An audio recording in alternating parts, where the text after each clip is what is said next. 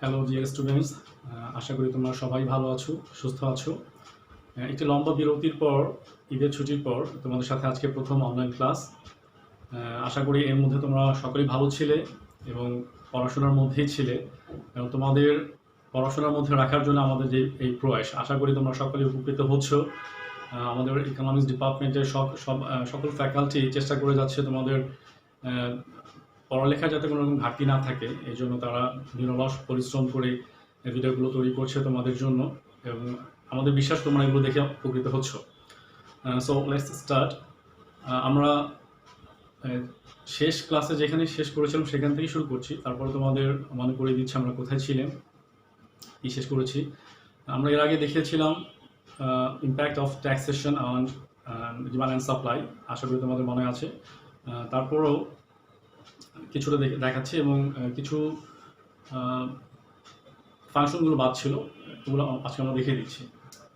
আমরা এর আগে দেখেছিলাম impact of taxation, that is tax impose করা হলে কি হয়, ডিমান্ড এবং সাপ্লাইয়ের ক্ষেত্রে কি পরিবর্তনটা হয়। আমরা দেখেছিলাম যে ট্যাক্স আরোপ করার ফলে প্রাইসটা বেড়ে যাচ্ছে এবং কোয়ান্টিটি ডিমান্ডে কমে যাচ্ছে এবং একটি বিষয় দেখানো ছিল, সেটা দেখানো হয়নি, আমি আজকে দেখিয়ে দিচ্ছি যে সরকারের ট্যাক্সটা আরোপ করা হলে গভর্নমেন্টের কি হয় বা গভর্নমেন্টের লাভটা কি বা ক্ষতিটা কি। আসলে এর আগের ক্লাসে বলেছিলাম ট্যাক্সটা কি, আমি আজকে আর রিপিট করছি না। এক্সাম্পল থেকে যেটা দেখিয়েছি যে আমাদের ট্যাক্সের পর ট্যাক্স ইম্পোজের পরে আমাদের প্রাইসটা বেড়ে গিয়েছিল এবং এই বাড়তি প্রাইসের একটি অংশ কনজিউমার বা ভোক্তাদেরকে দিতে হতো, বেয়ার করতে হতো এবং একটা অংশ বেয়ার করতে হতো যারা উৎপাদনকারী তাদেরকে, এবং মাঝখানে সরকারও কিছুটা রাজস্ব পেত। আমি আবার একটু রিপিট করে নিই। আমরা বলেছিলাম এর আগে যে there are two types of taxation. One is specific tax and another one is ad valorem. Specific ট্যাক্সটা হলো নির্দিষ্ট করা থাকে আর অ্যাড ভ্যালুরেবল হলো পার্সেন্টেজ, এবং ট্যাক্স বা রেভিনিউ ক্যালকুলেশন করার সময় দুভাবে করতে হয়। যেমন আর ফর রেভিনিউ যদি স্পেসিফিক থাকে তাহলে কোয়ান্টিটি ডিমান্ডেড ইনটু ট্যাক্স। আমরা এর আগে দেখেছিলাম উদাহরণে যে 3 টাকা ট্যাক্স আরোপ করা হয়েছে, 3 টাকা কর আরোপ করা হয়েছে। আমি পেনের এক্সাম্পল দিয়েছিলাম যে যদি প্রতিটা কলমে 3 টাকা করে কর ধার্য করা হয় তাহলে কি হবে। যদি এমন হয় তাহলে সে for example Q is 50 unit and here tax is 3, that is 150 unit সরকারের রাজস্ব। এখানে রাজস্ব যদি কত হয় জিজ্ঞেস করা হয় তাহলে আমরা এইভাবে রাজস্ব বের করতে পারবো। যদি অ্যাড ভ্যালুরম হয় অথবা পার্সেন্টেজ যদি করা হয় তখন কিন্তু ফর্মুলাটা একটু চেঞ্জ হয়ে যাবে, সেখানে হবে P, that is price, tax impose করার পরে যে প্রাইসটা হলো সেটা into tax rate into quantity demanded. Tax impose করার ফলে নতুন যে প্রাইসটা সেটা এবং ট্যাক্সের রেট স্পেসিফিক ট্যাক্সের নির্দিষ্ট করা থাকে। What ever the price, the tax is fixed or specific. 3 টাকা যদি বলা হয় 3%, তার মানে প্রাইস যদি 100 টাকা হয় 3% মানে হয় 3 টাকা, যদি প্রাইস 200 টাকা হয় 3% মানে 6 টাকা। এইভাবে করা হয়। আমি ধরে নিচ্ছি এখানে price is equal to, for easy calculation আমি ধরে নিচ্ছি 100 টাকা, 3% মানে 3/100 ইন্টু কোয়ান্টিটি আমি যদি ধরি 50, 150। এভাবে একটু ডিফারেন্ট ওয়েতে আমাদেরকে ট্যাক্সের বা রেভিনিউটা ক্যালকুলেট করতে হয়। তো আশা করি তোমরা সকলেই বুঝতে পেরেছো এতটুকু।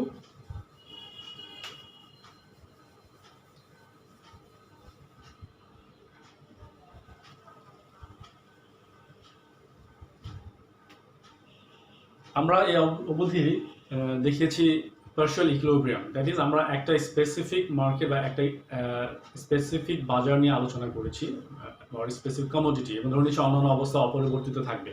এখন আমরা জেনারেল ইকুইলিব্রিয়াম নিয়ে একটু আলোচনা করি, বা জেনারেল ইকুইলিব্রিয়ামে কী হয়। জেনারেল ইকুইলিব্রিয়াম যেটা হয়, ওভারঅল অন্যান্য দ্রব্যের ডিমান্ড এবং সাপ্লাই বিবেচনা করে আরেকটি দ্রব্যের সাপ্লাই এবং ডিমান্ডের কি কন্ডিশন হবে বা কি অবস্থা হবে সেটা বিবেচনা করা হয়।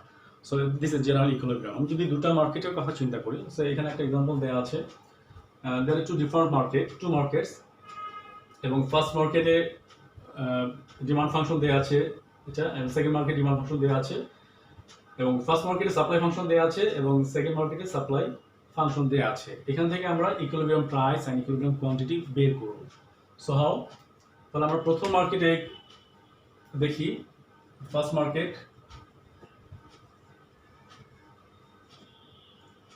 সো ফার্স্ট মার্কেটে ডিমান্ড ফাংশন হলো এটা অ্যান্ড সাপ্লাই ফাংশন হলো এটা। সো অ্যাট ইকুইলিব্রিয়াম ধরে নিচ্ছি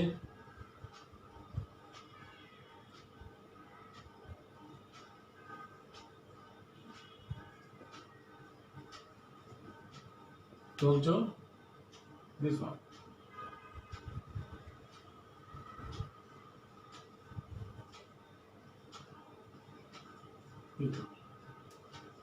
So আমরা একটু ক্যালকুলেশন করে ফেলি।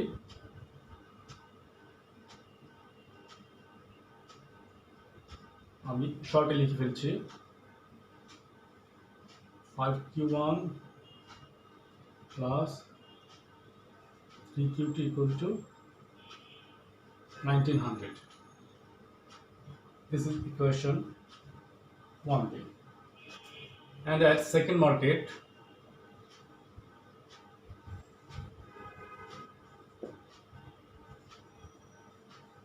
at equilibrium, second market equal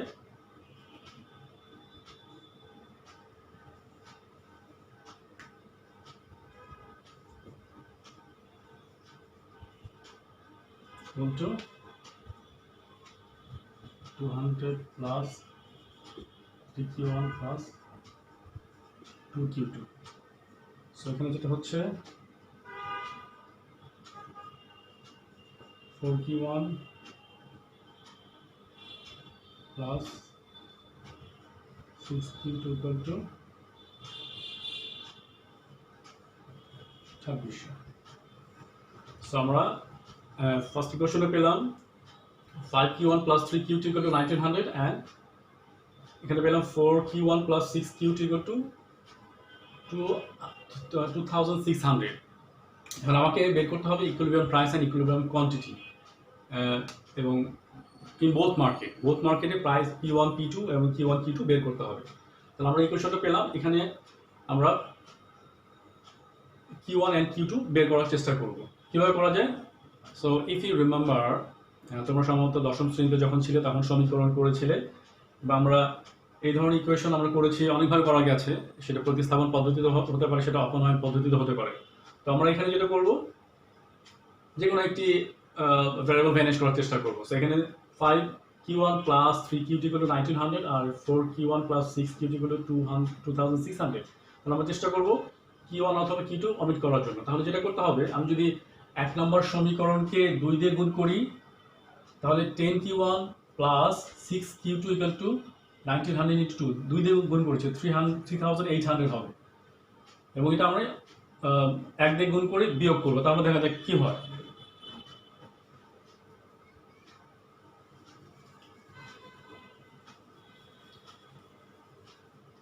তাহলে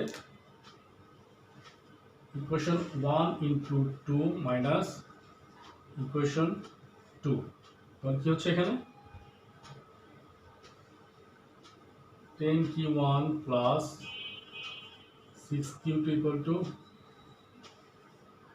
800,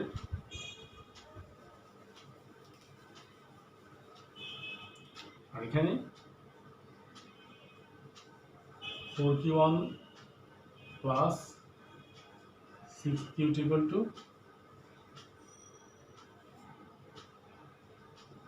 তাহলে আমার 6Q2 কেটে যাচ্ছে, আর আমার এখানে থাকছে 6Q1 is equal to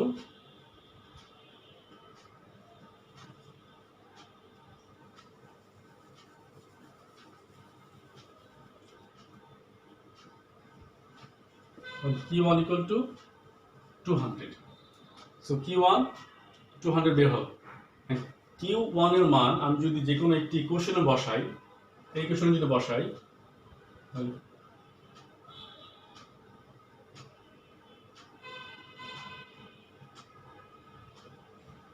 যে কোনো ইকুয়েশন যদি বসাই তাহলে কি হচ্ছে, এই 2 নম্বর ইকুয়েশন যদি বসাই কিউ এর মান 2 নম্বর সমীকরণে বসাই,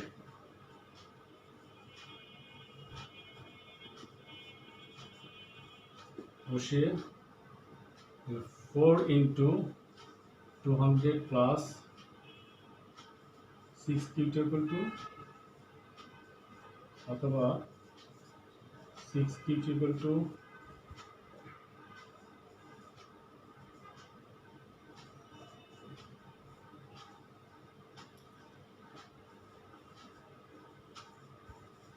তাহলে আমরা পেলাম Q1 star equal to 200 এবং Q2 পেলাম 300। তাহলে আমরা Q1 এবং Q2 পেয়ে গেলাম।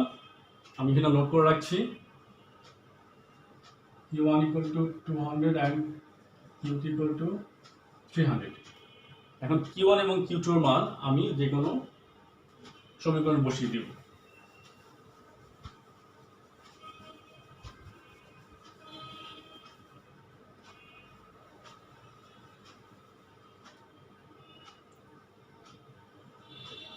যে কোনো একটি সমীকরণ বসিয়ে দিলেই হয়ে যাবে, কারণ আমরা ধরে নিচ্ছি at equilibrium both are equal, সমান। সো এইভাবে বসাই Q1 যদি সাপ্লাই ফাংশন যদি বসাই 100 plus 2 into Q1 equal to 200 plus Q2 equal to 300, that is 400 700 800, Q1 equal to 800। তাহলে P2 কত হবে? P2 হবে 200 plus 3 into 200 plus 2 into 300, that is 600 1200 1400। So this is how we can calculate the equilibrium price and equilibrium quantity in a general equilibrium। And যদি আবার যদি বলা হয়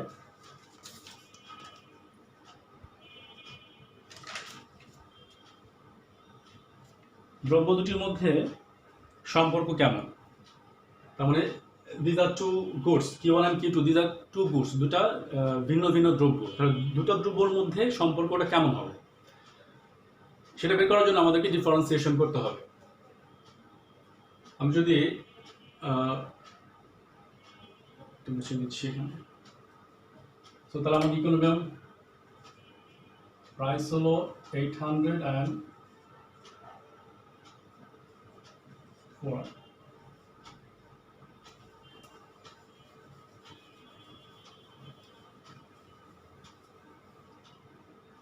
দ্রব্য দুটির মধ্যে সম্পর্ক মানে আমরা যখন ইলাস্টিসিটি পড়ি যে একটি দ্রব্যের দামের পরিবর্তনের কারণে মানে প্রাইস চেঞ্জের কারণে কোয়ান্টিটি ডিমান্ডের কী পরিবর্তন হয়, আর আমরা দেখব যে একটি দ্রব্যের দাম বাড়ার কারণে অন্য দ্রব্যের কোয়ান্টিটি ডিমান্ডের কী পরিবর্তন হয়। সেটা একটি দ্রব্যের দাম বাড়ার সাথে অন্য দ্রব্যের দাম বা চাহিদা বাড়তেও পারে, কমতেও পারে। যদি একটি দ্রব্যের দাম বাড়ার কারণে অপর দ্রব্যের চাহিদা যদি কমে যায় তাহলে বুঝতে হবে তাহলে সম্পূরক দ্রব্য। যেমন সে ফর এক্সাম্পল ক্যান সে যদি চিনির দাম বেড়ে যায় তাহলে চায়ের চাহিদাটা কিছুটা কমে যায়। আবার যদি এমন হয় যে পেট্রোলের দাম বা তেলের দাম যদি বেড়ে যায় তাহলে কারের চাহিদা বা কার কেনার চাহিদাটা কমে যায়। সো দিস আর কমপ্লিমেন্টারি বা একটি আরেকটির সম্পূরক দ্রব্য। সো আমরা সেটা কীভাবে ক্যালকুলেট করব?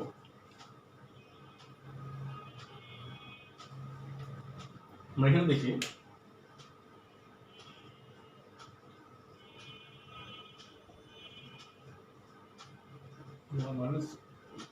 Q2, so P1 that is the price for Q1। তাহলে আমি যদি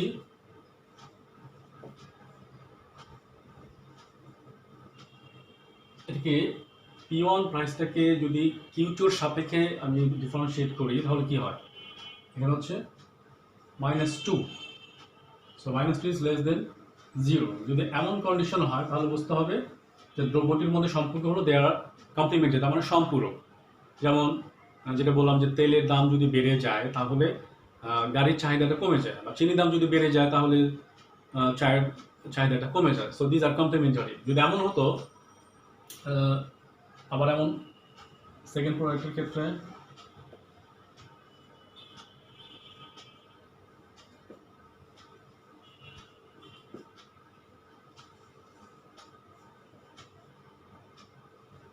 কি ওয়ান, তাহলে এটা হচ্ছে -1.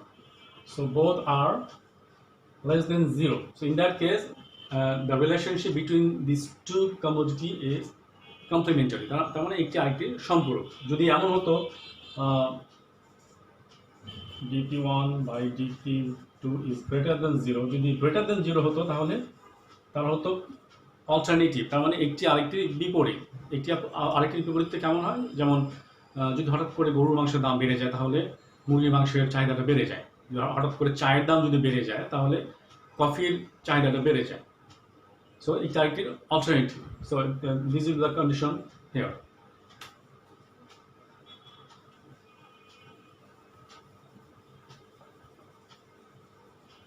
আশা করি তোমরা সকলেই বুঝতে পেরেছো এবং নিজে চেষ্টা করবে এবং আশা করি তোমরা সকলেই এটা সলিউশন করতে পারবে। So let's move for another example.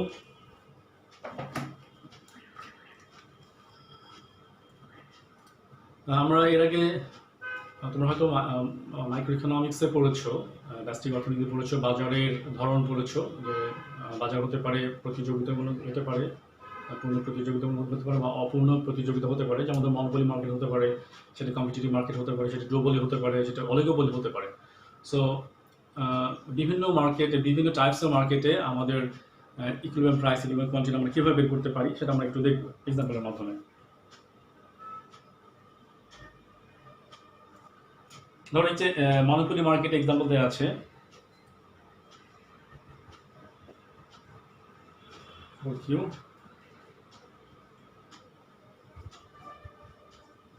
C equal to 2Q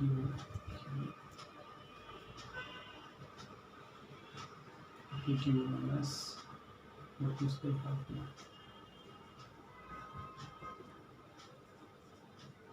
Q plus 2. So this is the example. এখানে আমরা ভারসাম্য দাম এবং ভারসাম্য উৎপাদনের পরিমাণটা আমরা বের করব। সো এটি কিন্তু একটা একচেটিয়া বা মনোপলি মার্কেট। সো মনোপলি মার্কেটের কন্ডিশন হলো, the condition is MC will be MR. The marginal cost will be equal to marginal revenue. This is the condition for the monopoly market. So how can we get the equivalent price and equivalent quantity? আমাদের এখানে দুটো function দেওয়া আছে P and C. So আমরা যদি marginal revenue বের করতে চাই তাহলে আমাকে আগে প্রথমে যেটা বের করতে হবে টোটাল রেভিনিউ। টোটাল রেভিনিউ মানে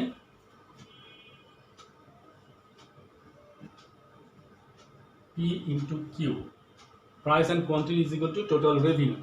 আমার এখানে দেওয়া আছে P, তাহলে P হলো 11 মাইনাস 4Q, আর আমাকে Q গুণ করতে হবে ইন্টু Q।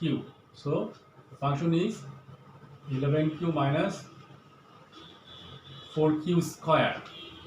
তো টোটাল রেভিনিউ, আমি যদি টোটাল রেভিনিউকে ডিফারেন্সিয়েট করি তাহলে আমি মার্জিনাল রেভিনিউ পাবো। So marginal revenue equal to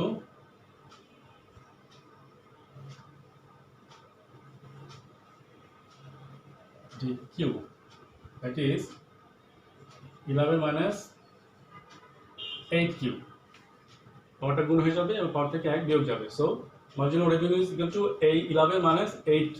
So আমরা একটা কন্ডিশন পেলাম, হাফ, মানে 1% অফ দি কন্ডিশন। তাহলে আমাকে মার্জিনাল কস্ট বের করতে হবে। আমার এখানে কস্ট C ইকুয়াল টু, এটাকে আমি টোটাল কস্টও বলতে পারি, টোটাল কস্ট অনেক সময় C দিয়ে প্রকাশ করা হয়। তাহলে টোটাল কস্টটাকে আমি যদি ডিফারেন্সিয়েট করি তাহলে আমি মার্জিনাল কস্ট পাবো।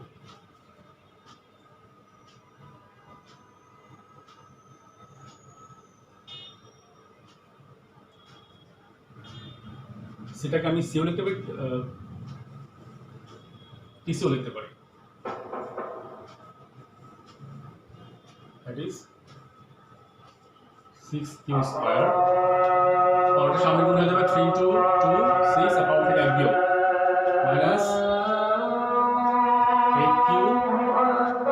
plus 5 and this is 2 is constant, so এটা 0 হয়ে যাবে। তাহলে আমার কন্ডিশনটা m1 equal to mc পেয়ে গেলাম। তাহলে at equilibrium marginal revenue is equal to marginal cost, তার মানে 6q square minus 8q plus 5 equal to 11 minus 8q, that is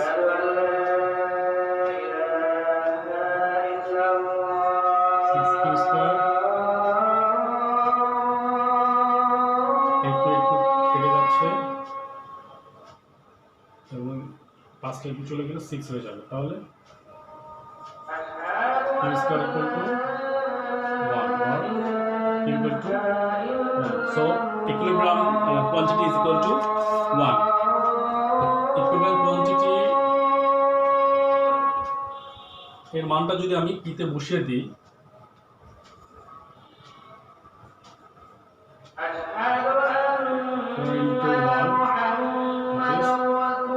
so equilibrium price is equal to 7. equilibrium quantity 1 and equilibrium price is equal to 7. এখন যদি বলা হয়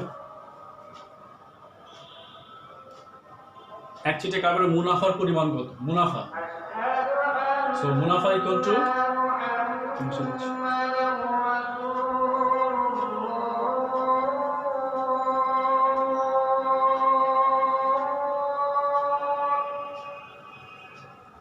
আমরা যেটা এখানে বের করেছি সেটা হলো total revenue. Total revenue is not equal to মুনাফা আর profit. Profit means total revenue থেকে টোটাল যে রাজস্ব আদায় হলো বা টোটাল যে আয়, সেখান থেকে আমি টোটাল কস্ট বা মোট খরচ বা মোট ব্যয় সেটা আমরা বাদ দিব। তাহলে মুনাফা হচ্ছে pi equal to TR minus TC of C, simply C. তাহলে আমাদের এখানে টোটাল রেভিনিউ ছিল 11 into q equal to 1 minus 4 into q square, that is 1 square, minus total cost 2 into 1 q minus 4 into 1 square plus 5 into 1 plus 2, তাহলে হচ্ছে 7 minus 2 minus 4 plus 5 plus 2, that is 8 2 7 4 2 6, right, minus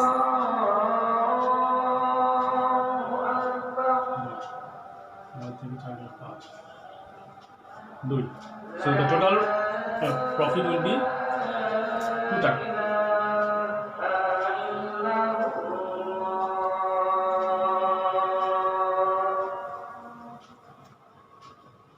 তাহলে আমরা পেয়ে গেলাম total profit, মানে মোট মুনাফা কত সেটা আমরা এখানে বের করতে পারলাম। এখন যদি বলা হয় একক প্রতি 3 টাকা করে কর আরোপ করলে ভারসাম্য দাম এবং উৎপাদনের পরিমাণ কত হবে? এখন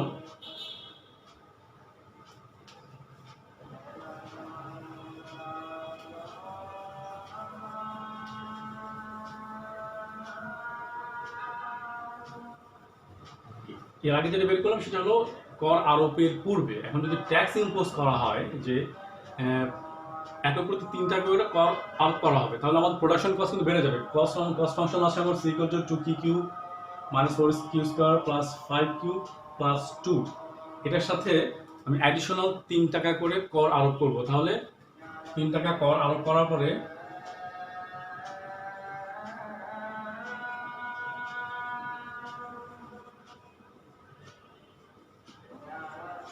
or c function equal to 2t cube minus 4q square plus 5q plus 2, this is the original function। এটার সাথে যেটা হবে 3 টাকা করে কর 3 into q, why q? কিটা হলো যত একক উৎপাদিত হবে তত এককের সাথে 3 গুণ, মানে যদি 100 ইউনিট কলম উৎপাদিত হয় তাহলে 3 গুণন 100, এটা তার উৎপাদন খরচ, অ্যাডিশনাল কস্ট, ট্যাক্স ইম্পোজের কারণে সেটা তার অতিরিক্ত খরচ হচ্ছে।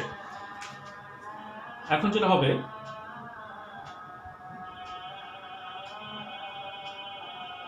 তাহলে আমাদের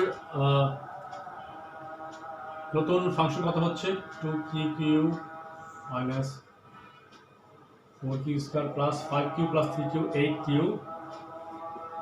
plus 2. This is the new function. তাহলে আমি যদি মার্জিনাল কস্ট বের করতে চাই তাহলে আমার কত হবে 6q minus 8q plus 8 plus 0। আর আমার আগের প্রাইস ফাংশন, আগে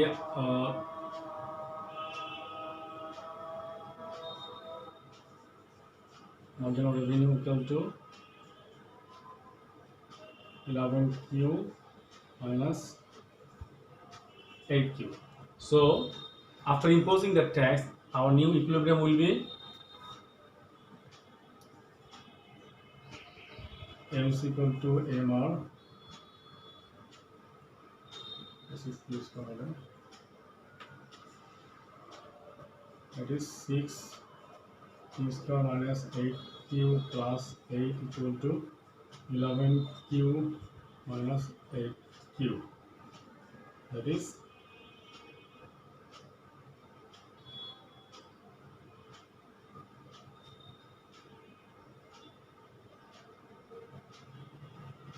this is 11, sorry. So 6q square equal to 2. Q square equal to half.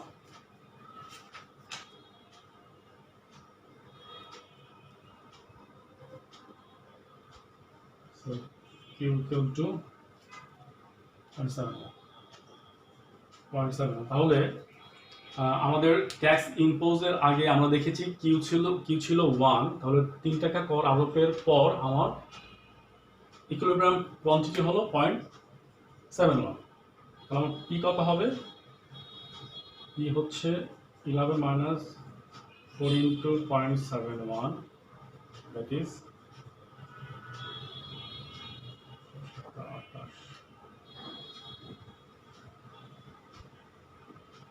that is 8.16. So আগে কিন্তু আমার প্রাইস ছিল, ইকুইলিব্রিয়াম প্রাইস ছিল 7, সেটা বেড়ে গেছে। ট্যাক্স ইম্পোজের কারণে আমার প্রাইসটা, ইকুইলিব্রিয়াম প্রাইসটা বেড়ে গেছে। So this is how we can make a solution.